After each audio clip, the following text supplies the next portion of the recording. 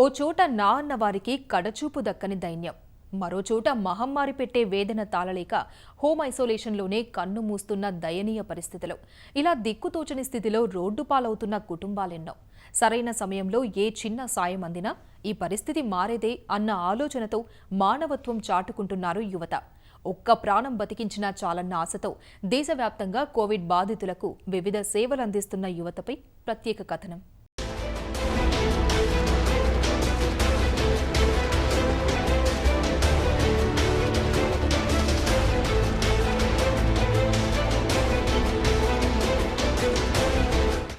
Corona బారిన పడి ప్రాణాలు కోల్పోతే అయిన వాళ్లు కూడా అంతిమ సంస్కారాలు చెయ్యలేని నిస్సహాయత ఎన్నో కుటుంబాల్ని వేధిస్తోంది. కలసిమెలసి బతికిన కుటుంబ సభ్యులు అనాథ శవాల్లా మారినా ఏమీ చేయలేని దైన్యం. ఇలాంటి ఎంతో మంది దైన్యం చూసిన యువత కరోనా వల్ల చనిపోయిన వారి దహన సంస్కారాలు దగ్గరుండి నిర్వహించే బాధ్యతలు తీసుకున్నారు.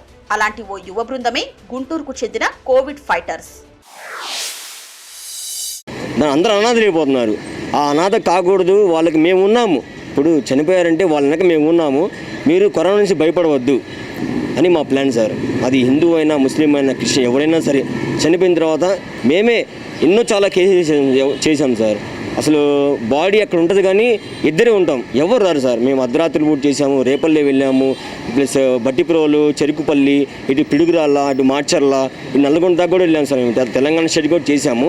ఇప్పటిదాకా మా బాడీస్ 264 దాకా dead bodies, corona dead bodies చేశాం సార్. అది భయం సార్. కరోనా అనేది వాళ్ళకి భయంతో వాళ్ళ ఫ్యామిలీ వదిలేస్తున్నారు సార్. ఆ వదిలేయకూడదనే మేము ఇలా చేసాము. ఈ టీం, మా గుంటూరు కోవిడ్ ఫైటర్స్ టీం అనేది అలా వదలకూడదు.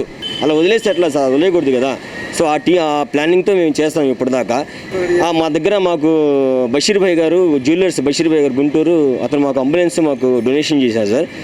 మాకు ఇప్పుడు కాల్ వచ్చినా సరే వితిన్ 15 నిమిట్స్లో మేము ఆ కరోనా డెడ్ బాడీ దగ్గరికి వెళ్ళిపోయి మేమే పీపీ కిట్లు వేసుకొని ప్రికాషన్ తీసుకొని, మా దగ్గర శానిటైజర్ మిషన్ ఉంది, అన్నీ ఉన్నాయి సార్, తీసేసుకొని 20 మినిట్స్లో ఆ బాడీని ఇంట్లో తీసి మేము క్రిమేషన్ చేస్తాం సార్. నెల్లూరు జిల్లా గూడూరుకు చెందిన 10 మంది ముస్లిం యువకులు ఈద్గా యూత్ అసోసియేషన్ పేరుతో ఓ స్వచ్ఛంద సంస్థ ఏర్పాటు చేసి సొంత డబ్బుతో అనాథ శవాలకు అంత్యక్రియలు నిర్వహిస్తున్నారు.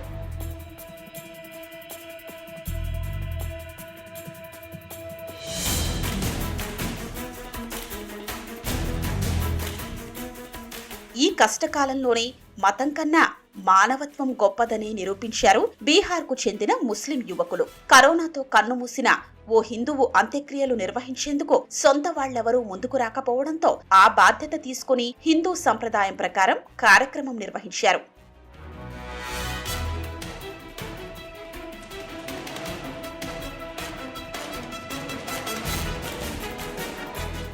చికిత్స కన్నా నియంత్రణ మేలంటారు.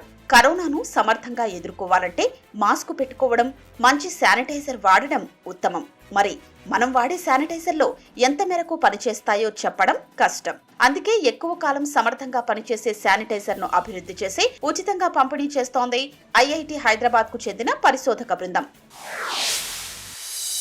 In last year, in month of April, when sudden lockdown happened across India, so our director Professor Murthy has taken one initiative that we should supply the hand sanitizer to the surrounding people locality as well as the COVID hospital.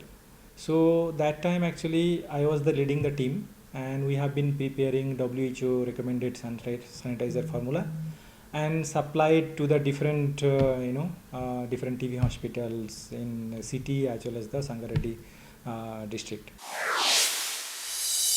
Guntur, Krishna, ఉభయ గోదావరి జిల్లాల్లో 8 ఏళ్లుగా కష్టాల్లో ఉన్న నిరుపేదల కన్నీళ్లు తుడుస్తున్న స్వచ్ఛంద సంస్థ helping hands. Home isolation లో ఉన్న వారికి కోవిడ్ జాగ్రత్తలు తీసుకుంటూనే సేవలందిస్తున్నారు. సామాజిక మాధ్యమాల సహకారంతో ఆహారం సరఫరా దగ్గర నుంచి పేదవారికి నిత్యావసర సరుకుల పంపిణీ, కోవిడ్ మృతదేహాలకు అంత్యక్రియల నిర్వహణ వరకు దగ్గరుండి నిర్వహిస్తూ మానవత్వం ఇంకా బతికే ఉందని నిరూపిస్తున్నారు.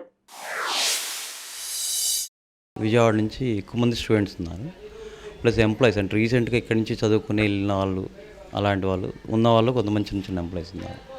అందరూ ఎడ్యుకేషన్ ఉన్న వాళ్ళు, కానీ వాళ్ళ వంతు చిన్నది కోవిడ్ టైంలో మాత్రం బాగా రెస్పాండ్ అయ్యి చేశారు. అంటే ఉండి డబ్బులు ఉండి చేయడం కాదు, చాలామంది అప్పు చేసి ఇచ్చి మరీ పెట్టి చేసిన వాళ్ళు ఉన్నారండి మన దాంట్లో. ఎక్కడెక్కడి నుంచో వచ్చి సపోర్ట్ చేస్తున్న వాళ్ళు ఉన్నారు. లోకల్గా వచ్చి ఫుడ్ టైంలో బాగా సపోర్ట్ చేసింది ఎన్ఎస్ఎస్ వాలంటీర్స్, పివి సిద్ధార్థ అనివ్వండి, విజయ ఉమెన్స్ కాలేజ్, ఆ 2 కాలేజ్ నుంచి బాగా సపోర్ట్ చేశారు. బీఎస్సీ నర్సింగ్ ఫైనల్ ఇయర్ చదువుతున్నాను. అండ్ అన్న చేసే సర్వీస్ కానీ, అన్న డెడికేషన్, హార్డ్ వర్క్ అంతా మాకు ఇన్స్పైరింగ్గా ఉంటుంది. సో ప్రజెంట్ మేము స్టూడెంట్స్ కాబట్టి ఫ్యూచర్లో అన్న చూసి చాలా నేర్చుకోవాలని చెప్పేసి ఇలా అన్న చేసే సర్వీస్లో మేము వాలంటీర్గా వస్తూ ఉంటాం అనమాట. యాక్చువల్లీ నేను లాస్ట్ టైం లాక్డౌన్ అప్పుడు కరోనా టైంలో ఫుడ్ డొనేషన్స్లో నేను పార్టిసిపేట్ చేశాను. సో అంటే ఆ కరోనా అనేది మనకి వస్తే తెలియదు, బట్ వచ్చిన వాళ్ళని కొంచెం దూరంగా పెట్టడం కాకుండా మనం అందరూ మనుషులే కదండి, హ్యుమానిటీ ఉండాలి. సో లైక్ ఒక మనిషిగా హ్యుమానిటీ అనేది మనం చూపించాలి. సో అది మర్చిపోకుండా మేము చేస్తున్నాం, అన్న చేస్తున్నారు. లాస్ట్ టైం లాక్డౌన్ నుంచే వస్తున్నా 1 year నుండి. నేను ఫుడ్ డొనేషన్స్ను వచ్చినప్పటి నుంచి ముందు నుంచి వచ్చా. తర్వాత గ్రాసరీస్ డ్రైవ్ చేసినప్పుడు అప్పుడు అంత్యక్రియలు చేయడానికి ఒక 2 times వెళ్ళా. మా మమ్మీ ఎంకరేజ్ చేశారు, మా మమ్మీ పంపించింది. నేను ప్రికాషన్స్ తీసుకున్నా, మా మమ్మీ పంపించింది. కానీ మా చుట్టాలు, ఎదురింటి వాళ్ళందరూ ఎందుకు పంపిస్తున్నావు అది ఇది అని గొడవ పడ్డారు. అయినా కూడా మా మమ్మీ కొన్ని రోజులు ఆపించి మళ్ళీ పంపించింది. తనే స్ట్రాంగ్గా సపోర్ట్ ఇచ్చింది. నాకు హ్యాపీగా అనిపించింది, మా వాళ్ళ కొంచెం మందికైనా ఏదో ఒక హెల్ప్ అవుతుందని. వ్యాధి బారిన పడిన తరువాత వైద్యం అందకపోవడం దేశం ఎదుర్కొంటున్న మరో పెద్ద సవాల్. ఉచితంగానే వైద్యం అందిస్తూ మానవ సేవే మాధవ సేవ అని నిరూపిస్తున్నారు గుజరాత్లోని సూరత్కు చెందిన ఓ యువజంట. నగరంలోని 10 ఐసోలేషన్ కేంద్రాల్లో ఉచితంగానే వైద్య సేవలు అందిస్తున్నారు డాక్టర్ హితాల భయాని, డాక్టర్ శైలేష్ భయాని.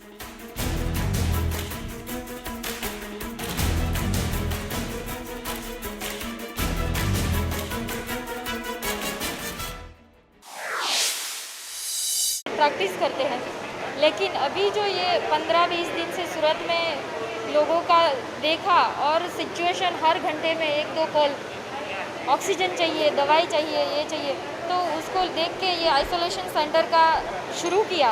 और अब हम हमारा पूरा समय जो है इधर देते हैं, लोगों को हेल्प करते हैं और उनकी जो भी ज़रूरियात है जैसे कि ऑक्सीजन, अभी दवाइयाँ, वो सब प्रोवाइड करते हैं. और हमारी जो मेडिकल ट्रीटमेंट है, मैं मेरी होम्योपैथिक दवाई देती हूँ और मेरे हस्बैंड जो है वो एलोपैथिक दवाइयाँ देते हैं और ठीक करते हैं. కరోనా కరాళ నృత్యం చేస్తున్న ముంబై మహానగరంలో ఐసోలేషన్ కేంద్రాలన్నింటికీ సురక్షిత తాగునీటి సరఫరా చేస్తోంది ఓ యువ బృందం. ఏడాది కాలంగా నిర్విరామంగా 24 గంటలు నీరందేలా కృషి చేస్తోంది.